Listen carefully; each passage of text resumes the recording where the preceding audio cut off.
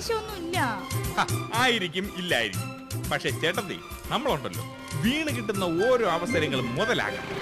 ഈ കാർ ആക്സിഡന്റിൽ പെട്ട ആളെന്ന് പറഞ്ഞ ഒരു അന്തസ്സല്ലേ? പിന്നല്ലാതെ നമുക്ക് സ്വന്തമായിട്ട് കാറുണ്ട്, ആ കാർ ഓടിക്കാൻ അറിയാം എന്നൊക്കെ നാട്ടുകാരെ അറിയിക്കാൻ കഴിയല്ലേ ഇത്, അല്ലേ? പിന്നല്ലാതെ ചേട്ടത്തിക്കൊന്നും അറിഞ്ഞൂടാ.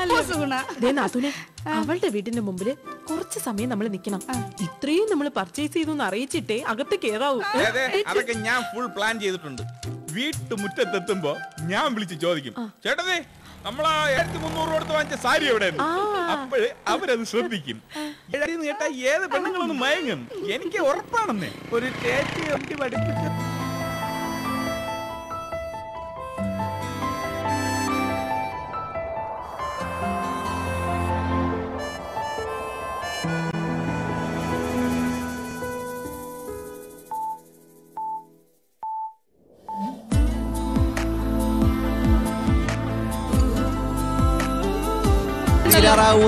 ഇനി പോവോ? ഇത് നിങ്ങൾ മുഴുവൻ കൊള്ളാലോ. ഇത് ആരെ കുറിച്ചാ? എന്നെ കുറിച്ചോ? നിങ്ങൾക്കൊരു കവിത എഴുതാനെങ്കിലും എന്നെ കൊണ്ട് പ്രയോജനം ഉണ്ടായല്ലോ. എന്താ ഇപ്പൊ ഇങ്ങനെ ഒരു അഭ്യാസം?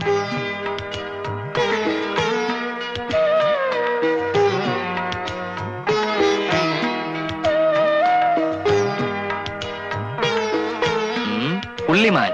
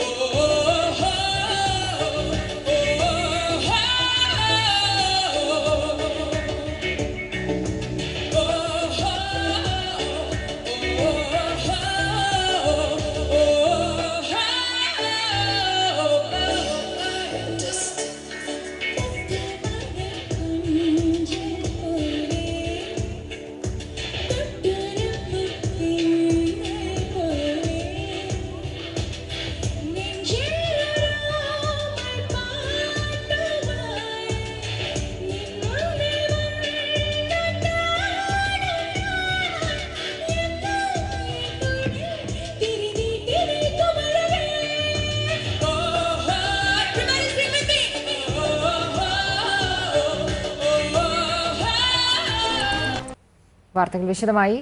ഇന്ത്യ പാക് ബന്ധത്തിൽ നിർണായക വഴിത്തിരിവ്. മുംബൈ ഭീകരാക്രമണ കേസിലെ പ്രതി അജ്മൽ കസവിനെ തൂക്കിക്കൊല്ലണമെന്ന് പാക് ആഭ്യന്തരകാര്യമന്ത്രി റഹ്മാൻ മാലിക് അഭിപ്രായപ്പെട്ടു. മുഖ്യമന്ത്രിയുടെ ജനസമ്പർക്ക പരിപാടി നാളെ തിരുവനന്തപുരത്ത് നടക്കും. ചന്ദ്രശേഖരൻ നായർ സ്റ്റേഡിയത്തിൽ നടക്കുന്ന പരിപാടിയിൽ ആയിരക്കണക്കിന് പരാതികളായിരിക്കും മുഖ്യമന്ത്രിയുടെ പരിഗണനയിൽ വരിക. മുഖ്യമന്ത്രിയുടെ ജനസമ്പർക്ക പരിപാടി നാളെ തിരുവനന്തപുരത്ത് നടക്കും. ചന്ദ്രശേഖരൻ നായർ സ്റ്റേഡിയത്തിൽ നടക്കുന്ന പരിപാടിയിൽ ആയിരക്കണക്കിന് പരാതികളായിരിക്കും മുഖ്യമന്ത്രിയുടെ പരിഗണനയിൽ വരിക.